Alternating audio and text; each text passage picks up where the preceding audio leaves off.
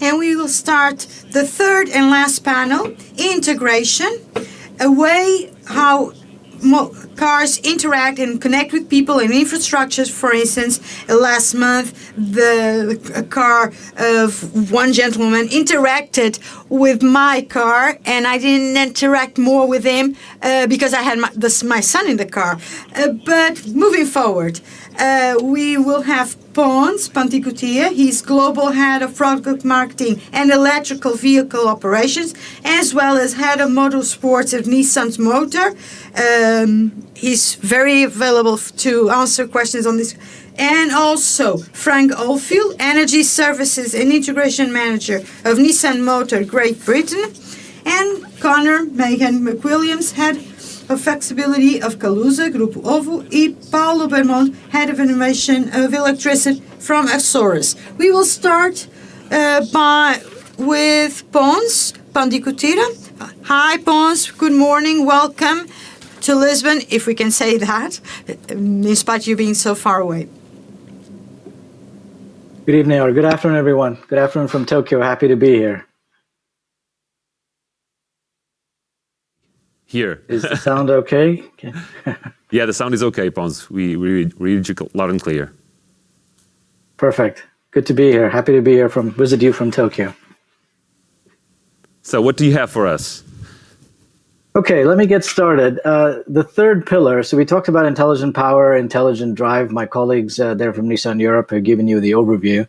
And the third pillar of intelligent mobility is what we call intelligent integration, how a vehicle actually integrates into the environment around it.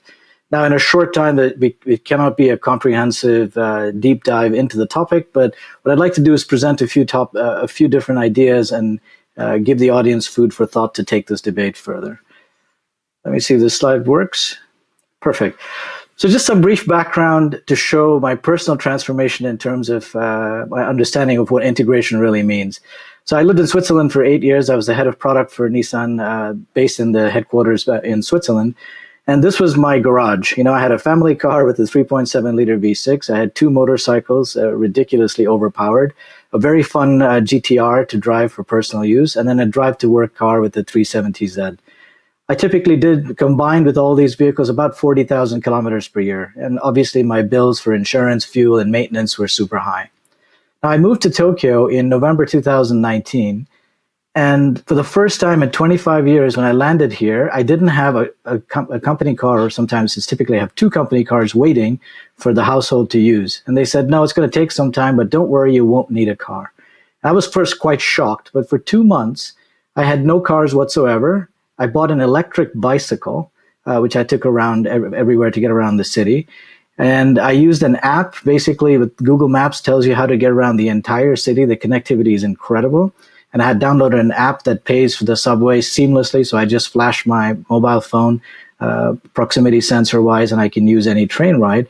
I used my feet a lot more. I was easily doing 10,000 plus steps every day, walking around, extremely safe, a lot of protection from rain or even when it's too hot. So it's very easy to walk around the city. And on a rare occasion, I would actually use a taxi. And for trips in between cities, I would use the high-speed Shinkansen. So Tokyo to Kyoto, for example, absolutely beautiful city to visit. It's 2 hours by the high-speed train, but about 5.5 hours by car. And if you get stuck in a traffic jam, that could be 7 hours. So the question I ask myself is, how can I make such a big transition so quickly after 25 years of conditioned behavior of owning vehicles? It's really because of how integrated this entire mobility system is in Japan. Tokyo is 14 million people. The greater Tokyo metropolitan is 38 million people. And the way they move people around the city is absolutely impressive. So starting with that, one of the questions when I tell the story, people say, well, it's not really a fair comparison. You're comparing rural Switzerland, it's in between Geneva and Lausanne, kind of a rural area, long distances, to a highly dense city like Tokyo. And that's a fair point. They're not equivalent in comparison. But the cities of the future are going to look a lot more like Tokyo. The mega cities and giga cities the world over, the way they're developing, there'll be large urban spaces. They will house a dense population, and the way of getting around them will not be with 3 cars and 2 motorcycles. It'll be a different integrated system of transportation. So coming back to intelligent mobility. So my colleagues covered intelligent power, intelligent driving. Let me just go back one. Okay, my colleagues covered intelligent power and intelligent driving. So intelligent power should get us to zero tailpipe emissions through electrification and various pathways to electrification. The autonomous driving technology, safety driving technology will make vehicles incrementally safer to the point where they actually drive themselves and we can remove the driver from the equation. Now, more importantly, once you have zero emissions and vehicles that can drive by themselves, they will still need to be integrated into the city around them. And that's with a very high level of connectivity where cars know where other cars are connected to infrastructure, and they're very efficiently being moved across the city. That picture that you see on the bottom right, it's a US suburban area. It was a residential area designed around personal vehicle ownership. The footprint is very large, energy efficiency is very poor, and obviously it creates a massive congestion when all of those people from the suburbs come into the city. That will not be the future design of cities. It will be a much more designed around use of what will be efficient for the large population rather than designed around the use of the personal car. Now, the cities of the future, they will be asking themselves very fundamental questions. And those of you there in Lisbon's an old city. The picture I've shown here is that of Rome. It will not be able to grow. It's a city designed in an era before the passenger car. And it's reached its limits. It's now to the point where unless you get vehicles out of the city center, you will not be able to make it a thriving, well-functioning city. They start by putting one-ways everywhere, and then they have car-free zones. And eventually, city centers of these older cities, as they reinvent themselves, will start to become vehicle-free. And then we'll have to have a different paradigm of integrating passenger vehicles to get people from one place to the other into these cities. Now, on the top right, you see a picture that's actually a gridlock in Hanoi. It's an emerging city in Asia, rapidly growing population, economically making huge progress. A large number of two-wheelers, they take a smaller footprint than a passenger car. They're more efficient, though the pollution rates are very high, and they've still reached gridlock. They're following the same model of a passenger vehicle type infrastructure built to get people around the city. But the modern cities of the future, or the cities of the future, will be significantly more sustainable. In terms of congestion, pollution, air quality, etc., they will look more like the picture you see in the bottom left there. And that will require a different mobility solution. It's not just about making cars zero emissions. It's not about making them autonomous. It's a different mobility solution to get people around from one place to the other. Now, on the bottom right, you see it's just a schematic of what can be done with road spaces. We have immense amount of money that's been committed already into road spaces. They can't just be left to waste, but they can easily be repurposed for a different type of mobility. And here's just one sketch of what they could possibly look like. So the cities of the future, they'll be focused on how do we accommodate very large populations coming in? How can we make the cities sustainable? How can we improve air quality? How can we make them more business friendly? How can we have top-notch connectivity? And how do we improve quality of life to attract the best kinds of people into our city instead of some other city? And with those priorities, then what they do with the cities themselves and how they integrate vehicles into those cities will look very different.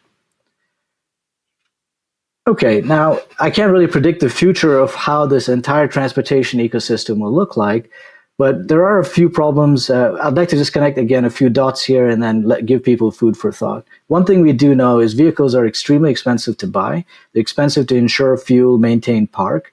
And worst of all, they're used about 5 to 10% of the time. And they spend a lot of time just sitting parked, and they depreciate very heavily in just the first 3 years of ownership. And I'll talk about parking here in a subsequent slide. So people's attitudes towards vehicles are changing very rapidly. If you look at that chart on the right here, Americans who are by far the most obsessed with single vehicle ownership and having your own passenger cars. There's a distinct trend year on year at different age groups. So the different bar charts are 16-year-olds, 18-year-olds, 20 to 24-year-olds, and then 35 to 39-year-olds. The percentage of people getting their licenses is dropping, and it's dropping very steeply in the younger population. They've started to realize that they don't want to spend a large part of their money on transportation. They'd rather do it spend it on different things that keep them connected to their friends and the people they work with. And it's not a passenger car even to show status. That used to be a thing in the past, and it's rapidly changing. Now, in stark contrast, look at the number of Uber drivers. There's 3 million Uber drivers now worldwide, 2 million Lyft drivers, mostly in the US. 6.7 billion Uber rides were given in calendar year 19. I used 19 just so not to use the dip we had because of COVID last year. And 88 million Lyft rides. So people's attitudes towards taking shared on-demand transportation has changed dramatically in just the last 5 years, and it's only the beginning. That's going to be a massive trend going forward. You know, in that bottom left box there, if you look at a country like India, which has massive population, again, rapidly growing up in economic terms, 57% of the people prefer ride-hailing over a personal car. So these are people who can afford a personal car, potentially with a driver, but they prefer the convenience of ride-hailing. This is January 2020 data. Now, ride-hailing use has been growing in India about 30% a year for the last 3 years. And 74% of Indian millennials prefer app-based ride-hailing over traditional taxis. It's just because of the user experience. So no really single technology will fit this, you know, it's not one size fits all, but we will have to think at an ecosystems level of the kinds of solutions we want to bring in. And we should start with these rapidly evolving customer needs, because that customer is certainly not static. Okay, so how can we do a few things to decrease marginal costs and improve the marginal utility of vehicles that we currently have? So, and these are just a few ideas to get us started. Marginal cost, for example, peer-to-peer sharing is in its infant stages. It still hasn't taken off at the rate, for example, that Airbnb was peer-to-peer sharing for housing, for example, and that just rapidly took off. But there are very interesting models that are making big traction in pockets of the world. Shared ownership of a personal vehicle is also taking off. There's a lot of people who actually buy a vehicle and they rent it out to a ride-hailing driver. This is actually a small business opportunity in many countries where Uber is very successful. And then on the top right, you see some things that are being done about day and night use. This is a trend I expect to see really ramp up as we get more electrified, autonomous and semi-autonomous vehicles, that a city could designate all commercial traffic and deliveries to be done only at night. Big trucks that haul cargo on the highway, they will be very easy to make semi-autonomous to autonomous, and they could run for much longer time. Those could be done only at night, free up the highways for congestion during the daytime. And all of this will be highly enabled by autonomous tech, and I think even in the next 5 years, we will be surprised at the kinds of changes we see in this area. Once again, we just need to think in terms of user experience and an end-to-end customer journey. How can that be optimized? How can the congestion be reduced? Congestion also means reduction in pollution and improvement in air quality. So I talked earlier about parking. So some staggering figures here. The US, for example, has 1 billion parking spots. That's 4 times the number of cars on the road in the US. So 50 to 60% roughly of urban real estate, very valuable real estate, is taken up with parking. And many different startups are trying to optimize how that parking is going to look like. How can you make it more efficient? So the picture you see on the right is a parking garage that's very common in Japan. This has existed for a long time actually in Japan. Hundreds of cars parked in a relatively small space. You drive into a parking bay in a busy city center, and it takes anywhere between 30 and 45 seconds. You hand your car over, and it gets whisked away in an elevator and gets stored until you need to come back. And when you come back to retrieve it, it's anywhere between 2 to 4 minutes, depending on how big the structure is. So think about having these kinds of parking structures outside of major cities in the world, where those who have private vehicles will have to store them there, but transportation inside the city will only be via shuttles, autonomous, semi-autonomous shuttles, obviously zero emission, making the flow of traffic through cities significantly better than it is today. I'd like to talk a little bit also about micromobility. Micromobility is going through phase 2. Phase 1 was where these e-scooters were dumped on major cities, and now cities have really stepped in to get involved in the process. They've regulated these partnerships, and they're working with select few companies. And all of these e-scooters are now being connected. The big problem was tracking these vehicles, making sure that they were left in the right place, locking, unlocking them. 5G connectivity has changed the rate at which that can be done. And so this is going to be a booming, absolutely booming field. In the US, it's going to be typically between a $200 and $300 billion industry, Europe, 100 to 150, and China, $30 to $50 billion industry. So it's going to be, you're going to see a lot of innovative solutions coming in micromobility. And a quick point on the efficiency of these things. These were at one point really children's toys, right? These kick scooters that became electric. But from an energy efficiency standpoint, they increase the speed of someone getting from point A to point B very significantly over walking. Makes it very convenient if you're carrying small things with you. So from an energy efficiency perspective, with 1 kilowatt hour used as the benchmark, an SUV, a gas SUV will only do 3 laps around a football field. An electric car will do 17 laps, but an e-scooter will do 333 laps. So the efficiency and for the cost, reducing the cost of getting from one place to the other, micromobility is certainly going to be a big part of the equation going forward. Now, the third dimension, using the air, all of these solutions we talked about are on the road only and on the ground. Urban air mobility is also in its very early stages, but poised for some explosive growth. I actually sit on an advisory board for Airbus, advising their executive committee on the future of mobility and how to connect air mobility with transport mobility. And they have some fascinating plans for the future. So what you see on the top right is an Airbus eVTOL, electric vertical takeoff and landing vehicle. So it's basically drone style. It just takes off vertically. It's very quiet compared to a helicopter. It'll have passenger capacity to 4 to 6 passengers for short hops within an urban area.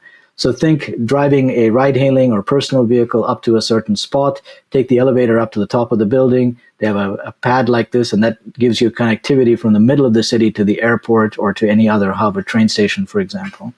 So it's very quiet. It'll be very efficient, and the focus is actually on making this very affordable. Now, I have an example actually of something that actually works right now. For those of you who have ever been to Monaco, there's a helicopter link between between Monte Carlo and the Nice airport. Now, it's a helicopter, so it's still very loud, etc., but it takes 7 minutes. And the cost is about 130 euros right now per person, which isn't cheap by any means, but when you need to get someplace really quickly, I'll give you an example. We were sponsoring the Infinity Red Bull Formula One racing team. So I was attending the Formula One event in Monaco. We were sitting on a platform by the pits, which was built right on the water. So when the race got done, those of you who have been to that, trying to get out of Monaco to the Nice airport is between 2 and 3 hours. And in less than probably about 18 minutes, I was at the airport. So first we took a boat. We took a boat to a parking to a certain parking area, and a van took us for about a 5-minute drive to the helipad. We jumped into this helicopter, and 7 minutes we're in Monaco at the Nice airport. So yes, this is an extreme thing. There's a very exclusive number of people who can do this sort of thing, but this will become much more mainstream and affordable, where people will be using quick air vertical lifts like this to get across large cities. Think Tokyo again for the width of a city. Okay, so the point I'm trying to make with this slide is we will have in the future access to multiple modes of mobility, but they will need to be integrated end to end. So part of your trip might be done on a ride-hailing EV by Uber. You might do one part of a trip on an e-scooter. You might actually walk to one part of your leg. You might take a tram, and you might take an eVTOL for some part of the leg. Now, if any one of these players will not control the entire ecosystem of mobility, and there's many companies trying to do that, but I think it's going to be quite inefficient. The key is going to be each of these modes seamlessly handing off their users from one mode to the other, allowing open API style interconnectivity so each of these modes can connect with the other mode, and then the customer makes the choice of which one they'd like to pick. And I think this level of integration is certainly something that we're going to see in the future. Now, a quick discussion on existing infrastructure that's actually very valuable, takes up a lot of space. People have invested a lot of money in infrastructure like this. Think of the fuel stations. They're large. They're very well lit. A lot of money has been invested in maybe a convenience store attached to it. Charging stations are booming. They're setting up all over the place. And old parking garages, I mean, those are like eyesores. They're also in very, very key locations in the middle of the city. And last but not the least, car dealerships. We have them located in all major metropolitan areas, trying to give access to our customers to come and buy or service a vehicle. Now, these places will look really very different in the future. First, they have valuable real estate, too valuable just to be used for idle parking, too valuable to be used just to sell something.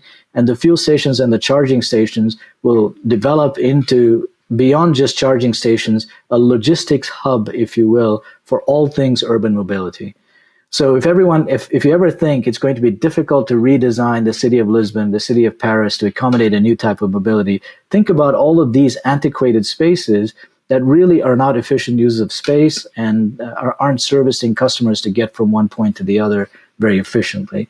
So these are prime candidates for redevelopment and integration into the urban mobility models of the future. Now, one last, this is second to last slide. This discussion would be incomplete without a talk about renewable energy and batteries. And I believe I have some colleagues here on this panel who will have much more expertise on batteries. We're certainly moving to an era where we will have much more of our energy will be coming from sustainable sources. And I think Portugal is already on the leading edge of getting a large amount of your energy from sustainable sources. So let's say it's solar, let's say it's geothermal. This energy is not always produced when it's needed or where it's needed. So batteries are going to serve a very important role in actually transferring, storing, and moving this energy around from one place to the other. So battery technology is not just for in-vehicle electric batteries, it's also batteries for storage at home or storage in large industrial arenas, for example. That's a picture of the Amsterdam arena, where Nissan has used a combination of new and used car batteries, electric batteries, to provide the entire backup power for this arena. And the arena has solar panels all the way on its roof, so it's collecting this energy, it stores them in batteries. If the power ever goes down, or if they want to switch off the grid and use the backup power, they have a very seamless, sustainable source of energy. This is going to become much, much more mainstream, and I think we're going to start seeing this in housing and industrial offices on a pretty large scale. Last but certainly not the least, all of this integration that we've talked about is going to need a high level of connectivity. That connectivity will be fueled by 5G chips, and the propagation of vast propagation of 5G networks across the world. And when you have all that connectivity and all of this data being generated at such a massive rate, this massive amount of data will actually power the AI modules, the AI calculations, the AI projections, if you will, to vastly improve the service that people currently get.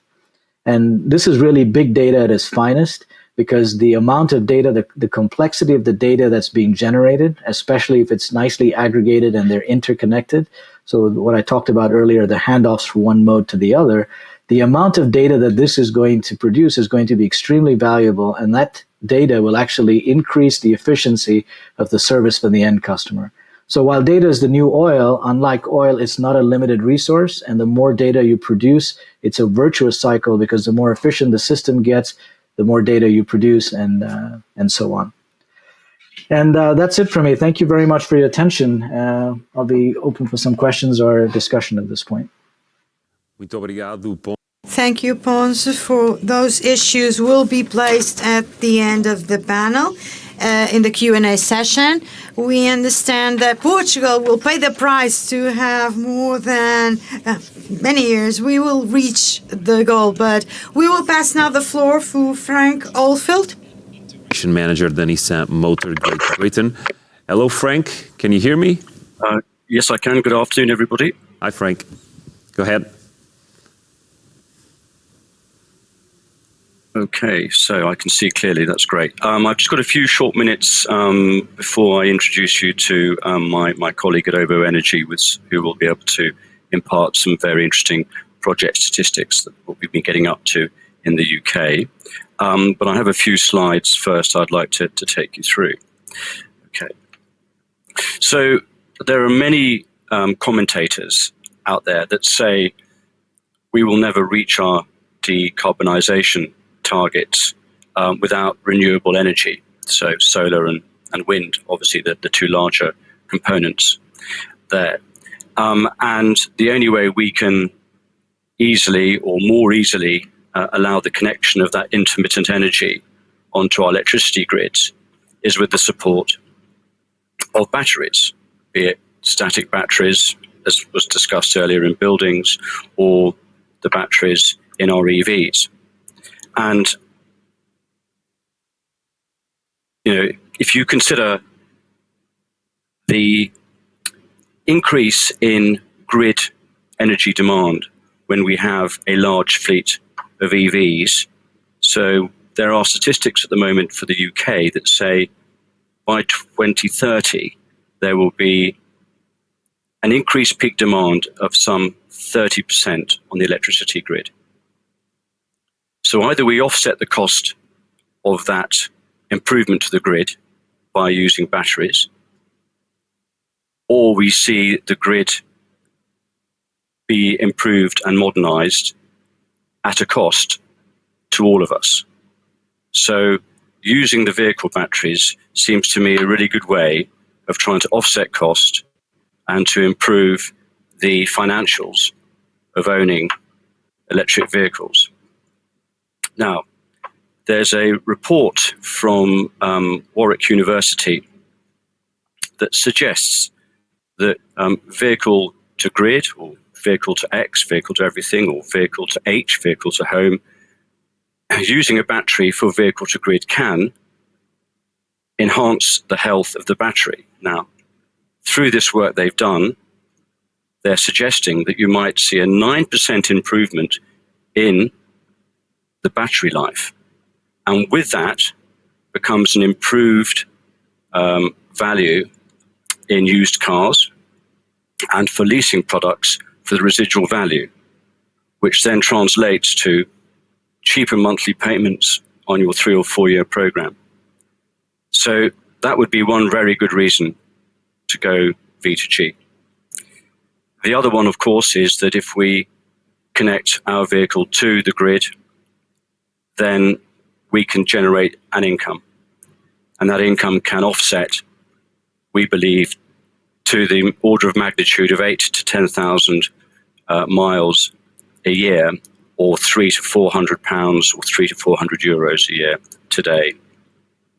And that would be a very compelling reason for perhaps someone to migrate from ICE to EV more quickly, or for both the family cars to be EV rather than one EV and one ICE.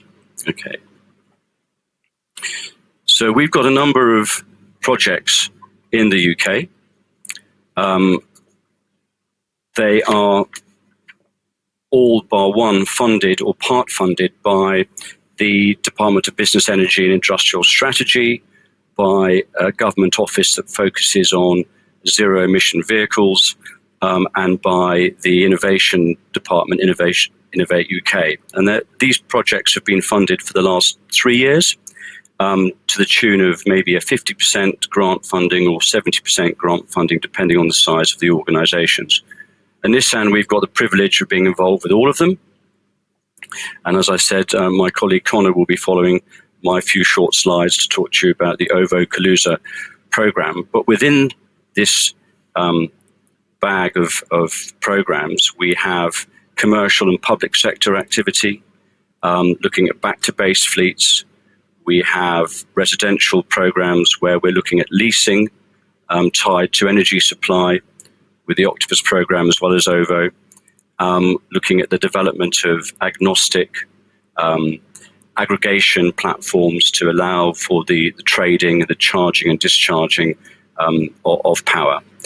And most of these conclude this year and next year, and from which we obviously look to find many findings and promote change in policy. So I'll tell you a little bit more about the one that I'm involved in mostly at the moment, which is called E for Future. This is with E.ON, who are a number 2 or top 3 utility in the UK today. And we are also working with 2 dominant universities, Newcastle and Imperial College London, and with the two grid owners and the National Grid. alongside our government funders. And we are approaching the public sector because many of these organizations have made climate declarations where they want to be carbon neutral by 2035. We are approaching blue lights, so police and ambulance and many police forces are looking at V2G for their crime scene vehicles, not their patrol vehicles. The National Health, who have a very high demand in energy. This is a natural opportunity for them. And as you would also expect, we have, can you see? Slides have gone a bit strange there. We lost the slides? Okay. Okay, back one. Okay. And the last mile delivery, which is your DPDs, for example, and Amazon delivery vehicles, although Amazon are not part of this program. So we're generating a lot of interest. They see this as a sustainable opportunity for their businesses to decarbonize their fleets. And you will see over the next few months announcements as many of these organizations contract and have their equipment installed. But the program outputs should be interesting. Obviously, we're working with E.ON to develop the charging and discharging platforms and control systems.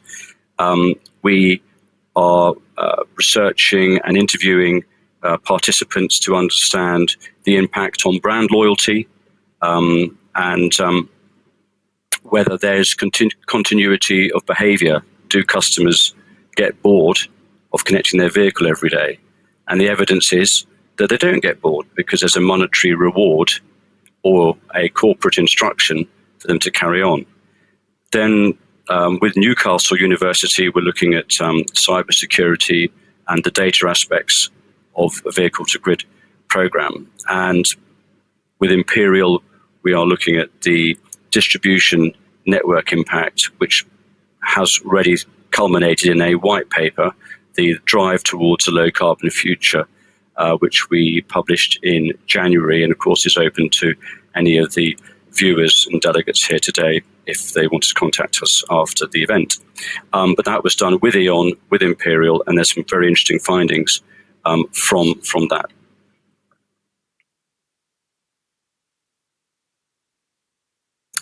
Okay, so what do we hope to see in the next 18 months in the UK? Well, we need to have a grid revenue stack, as we call it, that will provide optimally £700 to £1,200 per year per charger.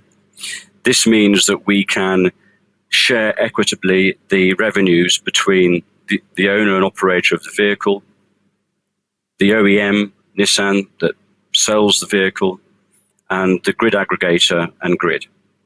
And that's going to be key to being able to offer a nationally available program, and it needs to be able to work around the real life issues of the grid, where some parts of the grid are more constrained and therefore vehicle to grid would be more valuable, to less inhabited areas where there's perhaps lots of wind on the west coast of Scotland, where vehicle to grid may not be so valuable in the immediate area, but we have to find a way of levelling those offers. The other area we're looking at is how we subsidise, incentivise manufacturing so we can get down the price curve as quickly as possible, because today V2G chargers are more expensive than smart chargers. In order of magnitude, a charger will be €3,500 to €5,500. For an equivalent 7 kilowatt or 10 kilowatt charger, we need to get to maybe €1,500 or pounds sterling. At that point, when you add in the annual revenue stream forecast at, say, £300 for the end user, you have a very compelling story, incentivizing EV take-up and obviously helping with the decarbonisation and the transmission or the move to zero carbon. And then I think the final point in terms of policy is that in the UK we have many different district network owners, and they have slightly differing policies.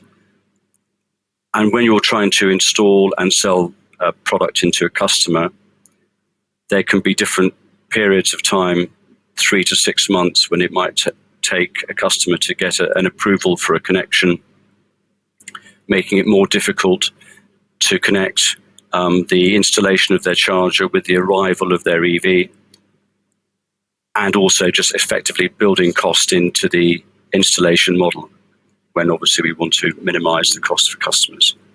So those are sort of some key policy themes that we're working with our friends in government to try and optimize for large-scale take-up of V2G.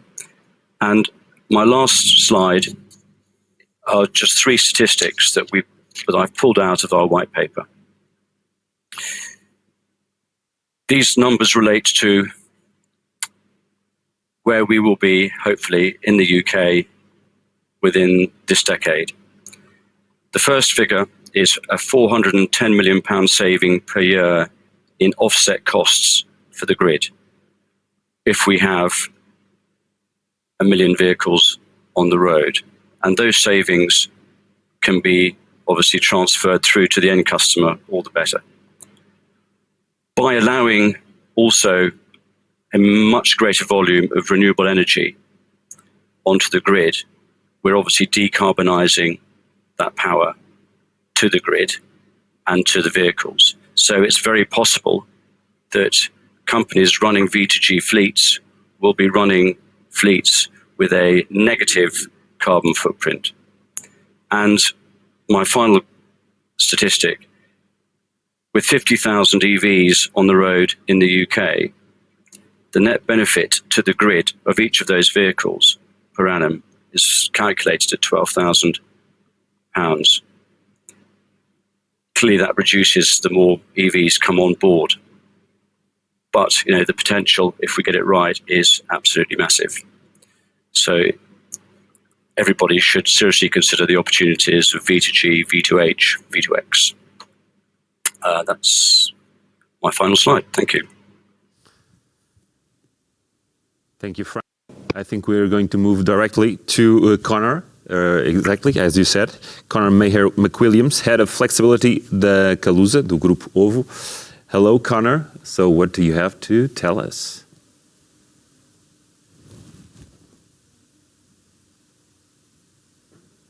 I don't think we're listening to you. Is the sound of Conor going live, or is just a problem in the studio? Alguém me sabe responder? Nobody's listening to Conor? Can you test your micro, if it's open? Because we're not listening to you. And okay, o Conor vai tentar. Conor is going to try to solve this technical issue.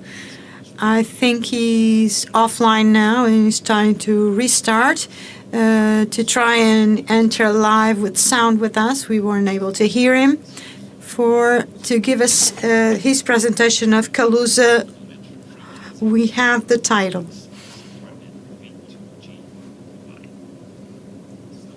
If we're not able to establish contact with Conor. Hello. He's back. Hello, Conor? Can you hear me? Yeah, now I can hear you. Okay. So sorry about that. I do That's not okay. know what That's happened. okay. It happens. Yeah. Go on. Okay. Well, let's just get started then. Thanks for the invite today. It's a real pleasure to be here in what's been a super interesting morning. And I think today the focus of what I'm going to talk about is the work that we've been doing with Nissan in the UK, rolling out what is now the world's largest residential vehicle-to-grid program. Before we jump into the details of that program, I just wanted to talk a little bit about how we see the decarbonisation challenge and opportunity. I think lots of people have presented really great perspectives today. I just want to give a quick summary of our take before before we jump into the work we've been doing with Nissan. So we all know that renewable energy is, key to decarbonising our economies. And the cost of renewable energy is falling as the cost of the generation hardware is falling rapidly. And this is a really positive trend, but one of the things that we don't talk about so much is that although the cost to produce the electricity is falling, the cost and complexity of integrating it into our system is increasing. So getting to about 30 to 40% renewable penetration is quite straightforward. But beyond that, live balancing of the system, frequency management, and even maintaining our physical inertia on the system become real engineering challenges. It overall has the potential to create a more volatile grid. So in order to bring that to life, we've looked at the conditions in the UK and how they've changed as we've increased our renewable penetration. So what you can see on screen right now are, on the left-hand side, is 2 days from April, one in 2014 and one in 2020. April had historically low demand due to COVID, but we found 2 days that were approximately similar in their characteristics and had essentially the same weather, same solar irradiance, same wind speed. And the chart below that shows the difference in electricity price in those 2 years. So in 2014, the power price was pretty stable at about £40 per megawatt hour. Fast forward to 2020, and although the average price is not that much lower, over half of the periods in the day are negatively priced. So the volatility difference between those 2 days is significant. And really the main differentiation between them is an increase from 25 gigawatts to 47 of increased solar, wind and solar. On the right-hand side of the picture, you can see the wholesale prices throughout the year. And really the key statistic we take away from last year was that in the UK, there were over 300 negatively priced periods, when just a few years ago, there had never been any. And that creates a real opportunity for technologies that can capture it. So this is the same picture, except we've mapped electricity price to a coloured surface. Again, the aim is to show how from that scenario in 2014, where we had very stable power prices with a few spikes, that we're now moving to a much less predictable, much more volatile electricity system. And we're really only at the start of the journey to decarbonise our grids. And this is just the evolution of grid conditions that we see associated with decarbonising the power sector. But when you then start to think that in parallel to this, we need to decarbonise transport and heating, ventilation and cooling, which adds more energy load to the electricity system, and load which is correlated. People want to charge their vehicles at the same time, heat and cool their homes at the same time. We can see the enormity of the challenge that lies ahead of us. And trying to do both of these things in parallel is going to be really difficult unless we connect these new electric loads and manage and optimize when they charge in order to make most efficient use of the overall system. So it's a huge challenge, but a really massive opportunity for technologies that can keep address it.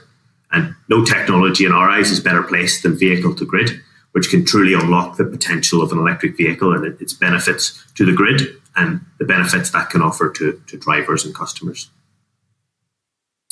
So that was all I wanted to say on sort of context to set the scene and give you our take on the decarbonisation challenge. And with Nissan in the UK, as Frank mentioned, we've been working on Project Sirius, which has now rolled out the world's largest residential vehicle to grid programme. So for the last 3 years, with the help of government funding and a really great collection of partners, we've installed 350 vehicle to grid charge points in homes across the UK grid, and I'll show you those in a second in a live demo, and are optimising their control to meet the needs of the grid and the customer. And I think at this point, it would be remiss of me not to mention the great help we've had from the Nissan UK team, who have been excellent collaborators and doing from all sorts of things, from helping us to design our algorithms so that they maintain the battery warranty while we're operating quite sophisticated algorithms that control when the vehicles charge and discharge. So The V2G offering that we've rolled out through Project Sirius has three key components. The first is a customer proposition.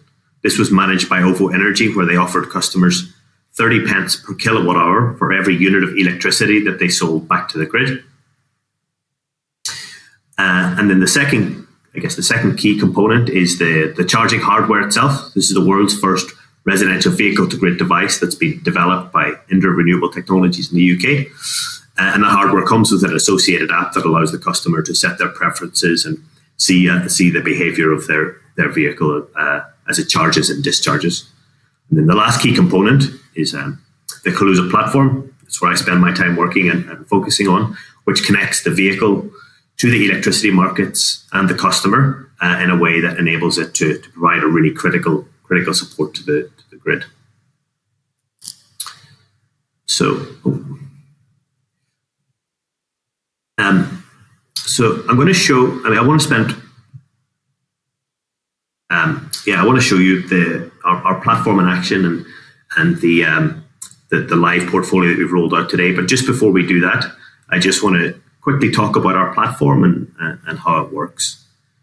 This is a high-level illustration of the platform that we've developed and has been used in Project Sirius. On the left-hand side of the picture, you've got the home with a vehicle-to-grid charge point in it. That charge point will communicate with the platform every minute and send us the latest information on whether the vehicle is connected, if it is connected, what its state of charge is, and a whole host of physical parameters.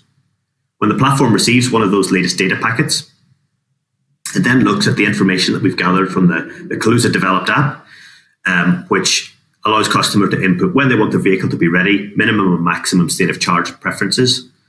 And the platform then uses those inputs along with the live telemetry data to basically work out the optimal charging paths using quite sophisticated AI and machine learning based algorithms that optimize against live wholesale prices, any conditions on the network, which mean that there's an opportunity for the charge point to earn money by providing support to the grid. Each of these optimization algorithms runs every minute and is then communicates the latest charging profile back down to the vehicle. So that's a high-level summary of how the program and what we've been developing. To bring it to life, I'm going to show you a live demo of our platform. Just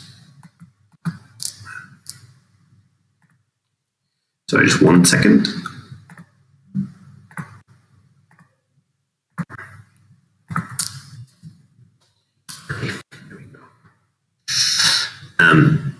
So I'm just going to spend the rest of the presentation showing you a live demo of the platform and the vehicle to grid portfolio in action. So what you can see in front of you right now is the Kaluza control room. This allows us to monitor the live status of devices on the platform. As I mentioned, each of those devices will send us a telemetry packet every minute. The grey dots that you can see are devices that are currently in an idle state. The blue ones are charging, and the few green dots that you can see are currently pushing electricity back onto the grid. If we zoom in on one particular region of the UK grid, the West Midlands, we reveal further devices. These open circles are EV or V2G charge points where there isn't currently a vehicle connected. And as we're sort of in the middle of the day, there's lots of open circles that will fill up as the evening progresses. The data that we capture from each of the charge points allows us to derive really powerful insights from different levels of aggregation from across the platform. So being able to understand customer plug-in behavior and then track actual consumption and export patterns and map those to electricity price are key to unlocking the full potential of a vehicle to grid connected EV. And then at the most granular level, we've got a host of data points on the vehicle itself, the type of connected car. So for all the V2G charge points, that will be a Nissan Leaf.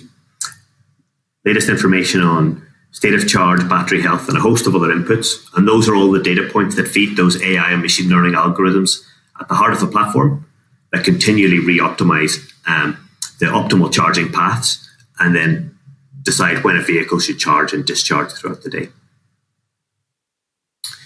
A really important part of the challenge that we're solving is not just this grid challenge, but really making sure that we're engaging the customers in ways that are really, really rewarding and enable them to benefit from participating with this intelligent energy technology. To bring that to life, I'm going to run a simulated grid event that shows the platform's ability to dispatch vehicle-to-grid charge points and EVs with normal smart chargers in real time, and then also some of the benefits flowing to one of the customers. So this page on the left is an OVO Energy V2G live app that allows a customer to monitor the live status of their device and see the benefits they're deriving. Before I run this simulated grid event, I want to point out that although the grid event is simulated, everything else you'll see is real. This is the platform sending real commands to real V2G charge points that are then using those connected Nissan Leafs to push that physical electricity back to the grid. So the alert that has just popped up has signified that there's a shortfall of power in one of the UK's 14 grid supply point regions. If we drill down into the specific details of that alert, we can see that the platform has calculated that there's 54 kilowatts of dispatchable capacity available right now. As we move into the evening, that will increase quite significantly as more vehicles connect. So again, I just want to, before I hit dispatch, just remind you that this is real. What you're seeing will actually be vehicles discharging in the West Midlands of the UK grid. And if you just, before I hit the dispatch button, just draw your attention to the current status, where most vehicles are idle with about 17 EVs charging. When I hit dispatch, you'll see that within just a few seconds, the vehicle-to-grid charge points spring to life and turn green as they start to push that much-needed power back to the grid. And also, the number of EVs that is charging will start to reduce, as those that can reduce without affecting the customer's mobility need doing so. The customer's V2G live page is now updated to show them that they're exporting at 6 kilowatts and earning £1.80 per hour. This is fed by live data from the charge point itself, which is used to update trackers of how much the customer has exported and earned this year. That device level data can also be used to feed through into the customer's balance, showing that this customer that in the last 30 days, they've offset more than half of their total electricity and gas charges from their vehicle to grid credits. This data from the device can also be used to engage the customer with really interesting insights, showing this customer they're the 9th best V2G performer in the UK because they plug in regularly at peak times, and also providing a nudge towards what they need to do to reach the top 5. So I hope that this demo has proved a useful insight into the power of vehicle to grid and the technology that we're developing, and also show that this is happening today. Often it's talked about in a future context, but we've seen just through this demo the potential of vehicle to grid to really to play a role today, a role that we only see increasing. We're looking to roll out pilots and programs like this in new markets. So if anyone's interested in potentially working together, please get in touch and we'd be delighted to show you more of the platform and talk about how we can work together. Okay, that brings me to the end of my presentation. Thanks again for the time. Thank you very much, Conor. We hope this vehicle-to-grid solution is going to be in every home in the near future. I'm looking forward to having it in my home too. It's a long-time dream I have, so hope in the near future it will happen. Well, next, vamos em direto. We will go live to one of my favorite spots in the planet, to Azores, where we have Paula Bermonte, electricity from Azores. Good morning, Paulo. What news do you bring us from Azores? Careful with the phones. We have no sound. Some difficulties in sound. We have sound. Good morning, Paul. Good morning, everyone. Good afternoon. I would like to welcome you both, all of you, to us. Before you continue, could you please check your headphones because we're receiving feedback on the sound. Oh, now I know what was wrong. Okay, welcome you all to Azores. What I usually say, it's a paradise lost here in the center of the North Atlantic. We are the last frontier, western frontier, and we also are a real lab where technology could be validated, and we are a true lab of integrated solutions based on practices and technologies, pioneer technologies, as is the case of the electric mobility, and the importance of us being able to share with everyone in this excellent initiative of Nissan of intelligent mobility. I would say that my idea would be to give you this testimony, share with you what we have been doing here in Azores regarding the project. I will try to see if I can control the slides. I think I can. The acquisition of we are speaking of a project that began at the end of 2019 with an association of interests between several technological companies, among them Nissan, and ended up to be constituted as a project, a pilot project, I would say, innovating in our country, and not just our country, and I think has been accompanied by a lot of good people. The truth is we have great expectations to have the consistent data in order to decide the future of the validations in terms of expansion and the framework as a business opportunity with advantage to all the partners, to all the manufacturers, and to us as operators of the grid here in Azores. We having the opportunity to advance in terms of energy efficiency with the electrification of these consumptions. All this happened through understanding memorandum signed in the end of 2019. And then at the beginning of 2020, with the pandemic, we had the first vehicles arriving with the objective, with the goal to electrify part of the fleet. And at the end of the day, it ended up constituted himself a great matrimony with the other technologies being set up at the beginning of 2020.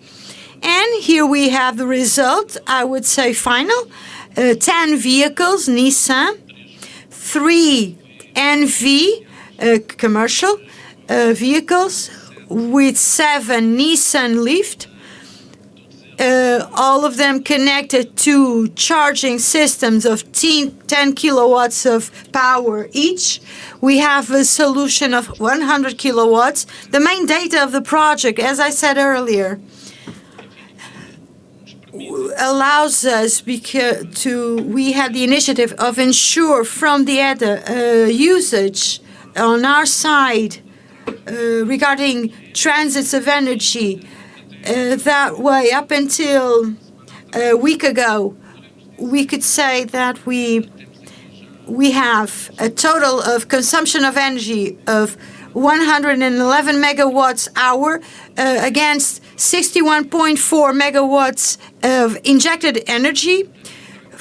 And bearing in mind the miles made, in this case, 76,000 kilometers, and afterwards transforming these kilometers in kilowatts hour, in this case megawatts hour, 11.5 megawatts, with the state of health, a medium one, with the measures promised, gives us an average of 93.6%. Here, just an expression, a graphic one of the kilometers made. It's obvious that the vehicles are V2G park have a different component in function of the needs of the service. We have an increasing option by the users. And speaking a little bit about the profile of usage, time of use of vehicles, we can understand in the first phase, we can see the project V2G in Azores.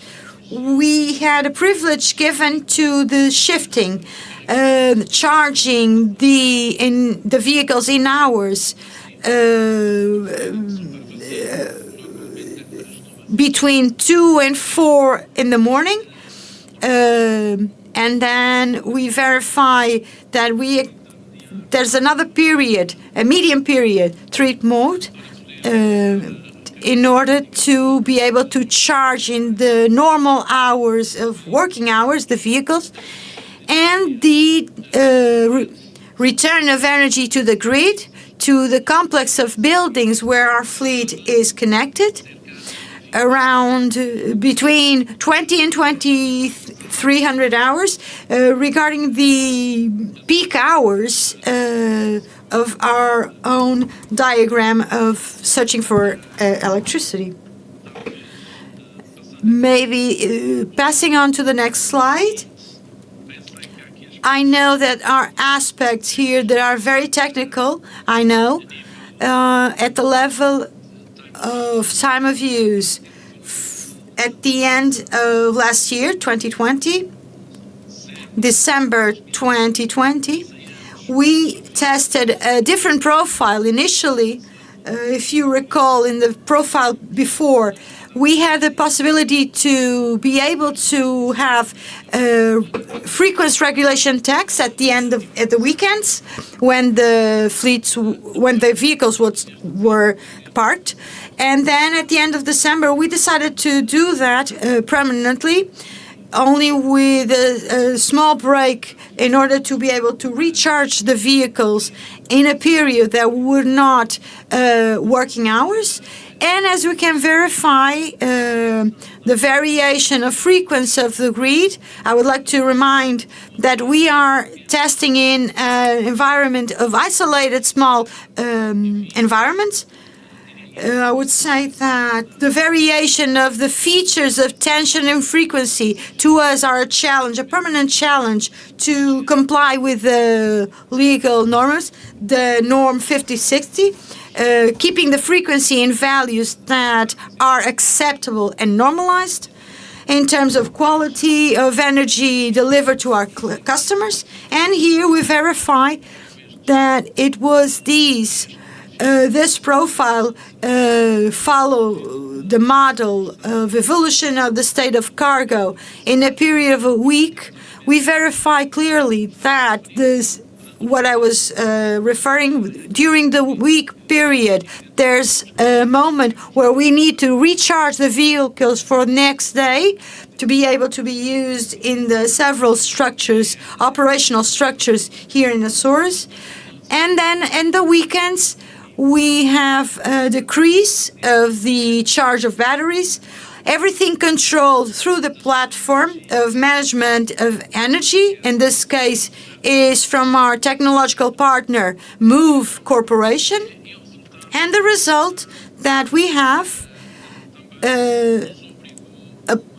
forced us to take care, a special care of monitoring the quality of the wave of tension. As you can see, these are the features of our wave of tension, typical one in São Miguel, in this case, the frequency as well.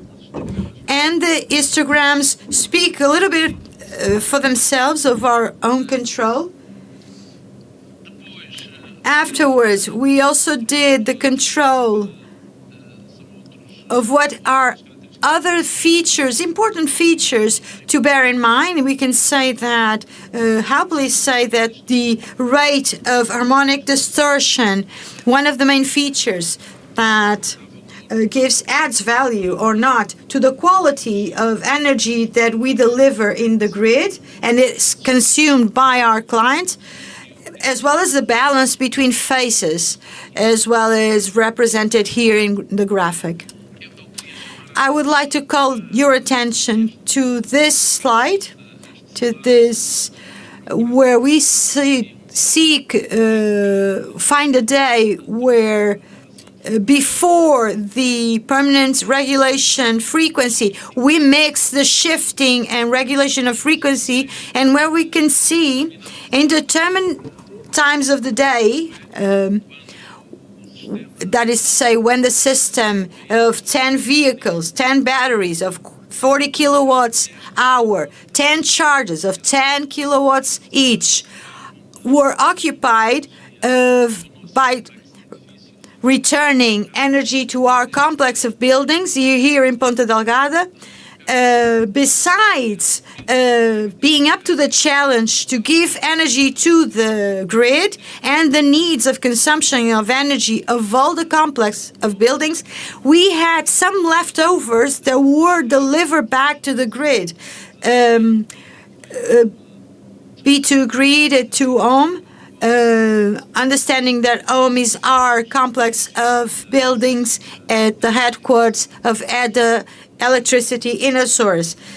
It's a graphic that speaks a little bit about what is the reality of alternatives and an example of bilingual example that is behind these initiatives, disruptive initiatives of electrical mobility. I would also like to highlight this aspect. I brought this slide not with detail in the excess of time, because it's in this project we have identified that we have a margin of evolution, and maybe we have a second opportunity to advance with a new pilot for a second phase. The platform of management that gives order to the evolution of the power request versus the power provider regarding the variation of frequency. If you look closely in this graphic, they're very similar. The variation of power active, delivered to the grid, and by the different chargers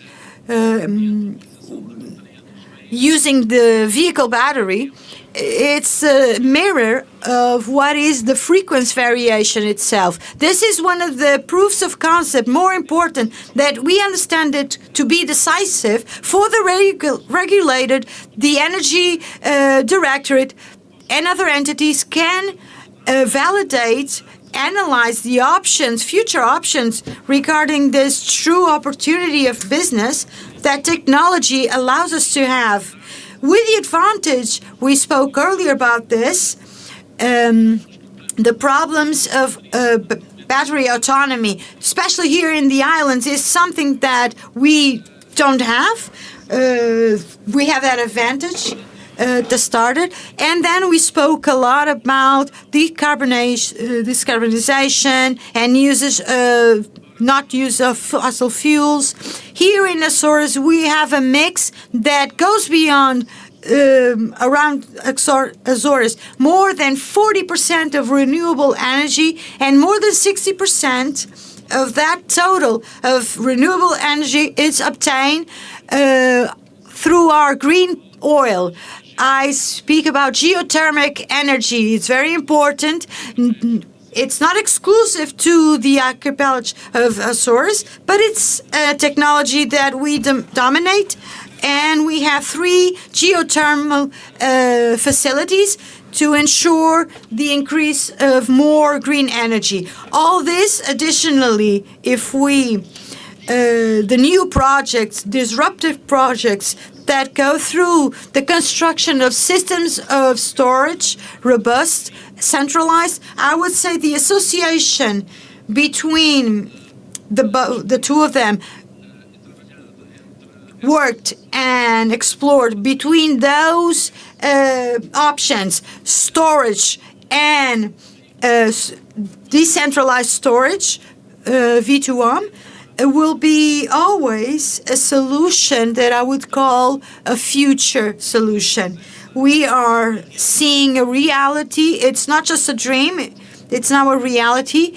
In this plateau, we are a natural lab to test, for instance, electronics of power. Salinity in the source has nothing to do with the worst conditions that can happen in the mainland, and mixed with the humidity gives or constitutes a true challenge for the builders, especially in electronics, power electronics. Those are the concerns and cares we have. Other frameworks of our activity of production, transport, distribution of energy. This is also a challenge that the technologies could test in real here in Azores, and they will all of you will be welcome. And I would like to finish my presentation just declaring interest in a way of provocation, to say that with conviction that electricity does better what good has been invented before. Thank you very much for your attention. I'm available for any questions that you might have for me. Thank you, Paulo, and the questions will come. We have them in the platform. I don't know if Paulo has anything to do with that.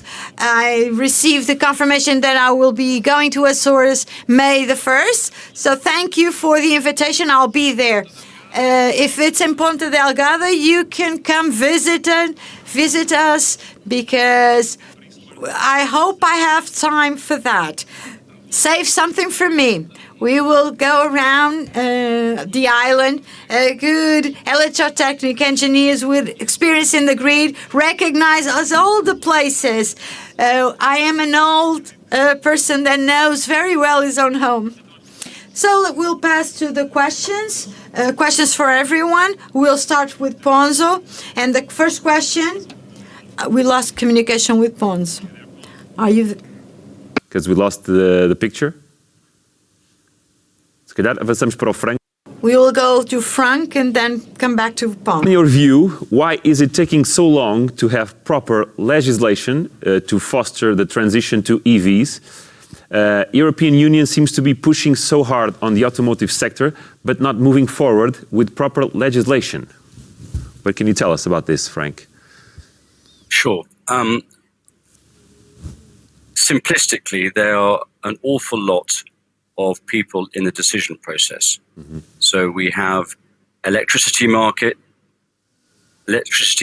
reform, we have the grid owners, we have, in this country, the UK national grid as the main backbone to the power network.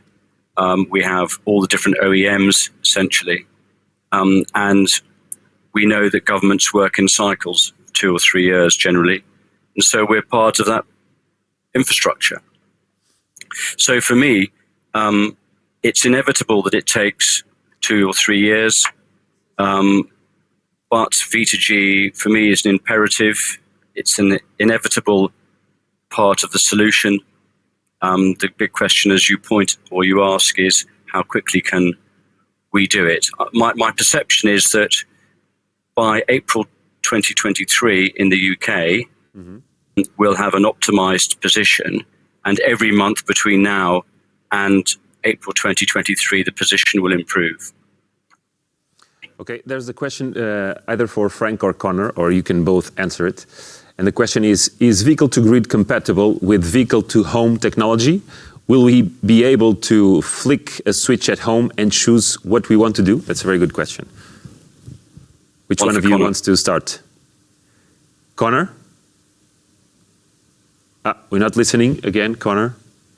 We lost your sound. Oh, no. Oh, still? It's on now. So, sorry. I don't know what's happening. Anyway, we won't get hung up on it. So I think, vehicle to home is very much, if you can do vehicle to grid, there are just one or two small elements more you need to do vehicle to home.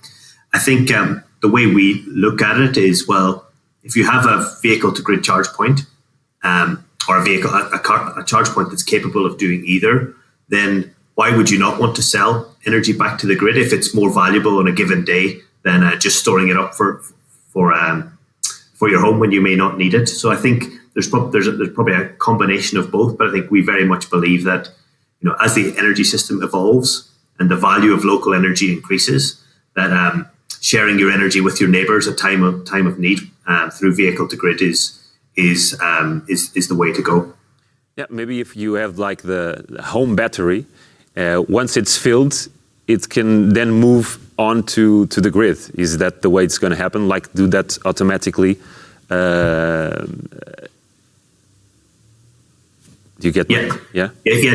Yeah, definitely. And I think there's, then you've got a home battery, an electric vehicle, potentially some new connected HVAC system, either for heating or cooling, depending on where you are. All of these things need to be pulled together, and the right solution maybe at some times to use your vehicle to power your home, but at other times there may be great benefits to using that energy for the grid as well. Frank, do you want to add something on this question, or should I move on? Well, the only thing I would say is that there's been a debate whether if you have vehicle to grid and your EV outside your house, do you need static battery? I think the two are very complementary. As Conor says, when you have electric heating as well, and with solar, this opens up the possibility of you running your vehicle off the sun's power and being self-sustainable at home. It's very compelling. Aqui uma pergunta também para o Paulo. We have a question for Paulo here. Is your project being used by the regulatory bodies to establish the basis for the legislation on V2G in Portugal? Will this legislation be ready soon? Yes. That project, with the chance that it had that requirement, which is to bring around the same table bodies such as the Energy Regulator, the Directorate General for Energy and Geology, the local authorities that are in charge of this field, and the goal and the expectation, which I believe has been positively checked, is to assess all of those needs.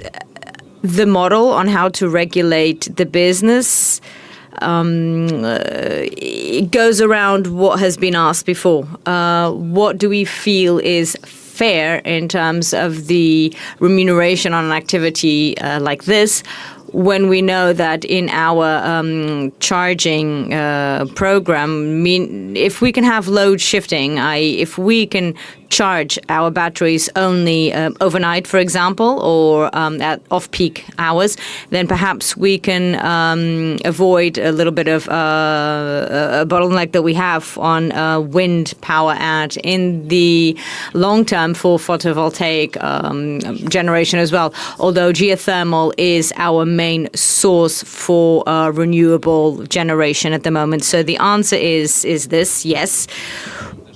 These entities have been at our status meetings, and we also have a technological partnership that is working on a model to simulate a series of scenarios that could occur in an isolated grid, as the case is in our islands, so that we could avoid any problem related to the charges being online permanently, because there are vulnerabilities of isolated systems, of course. We have high expectations regarding this issue because the growth, the exponential growth as we expected, of an option by our customers depends on this, as well as answers by our companies. Rent-a-cars, the tourism companies will clearly choose these types of V2G solutions. The questions keep on coming. Don't worry if we don't ask your question here. It will be answered by email. All questions will be answered. Another question for Frank Oldfield. The full implementation of V2G, does it depend more on the private sector or the public sector? Certainly in the UK, the public sector has a responsibility to support local businesses, local infrastructure. So I think that we will see the public sector move at scale first. I'm talking obviously in public sector and business to business sense. I think from what you have seen from Conor and Ovo, residential will be very compelling early in the story. But from a commercial entity or public sector environment, for me, it's local government, it's health authorities, municipal operations. I see when they're back to base vehicles being able to go back to depots at the end of the working day to capture that key peak time for energy, which in the UK is 4:30 to about 8 o'clock in the evening. One very curious question here for Conor. UK has much less solar hours than Portugal. How do you see the advantages of vehicle-to-grid European southern countries compared to your experience at the United Kingdom? So I think, the characteristics of different countries and their grid changes. Here we've got lots of wind and some solar, whereas in Portugal you may have lots more solar. I think the application of the technology is still equally an equally great opportunity in both. I think it's when you've developed something that works for the customer and then is capable of connecting their vehicle to the grid in a way that intelligently uses that solar when it's abundant, and then when the sun goes down in the evening is using the cars to discharge. I think the way it operates will be different, but I don't see any reason why the potential of the technology is any different in either country. Okay, thank you, It's Conor. equally exciting in both. Yeah, we are running out of time. I thank you all. Obrigado a todos por terem estado connosco. Thank you very much for being with us in this Intelligent Mobility Forum 2021. We'll have more next year. As I said, all the questions that were sent will be answered by email, so don't worry, you will have an answer. Thank you, Ponz, who is no longer with us. Thank you, Frank. Thank you, Conor and Paula Bermonte. I'll see you in the Azores. Remember, I need a Nissan Leaf. I'm going on the 1st. Well, thank you very much. We've now concluded our panel.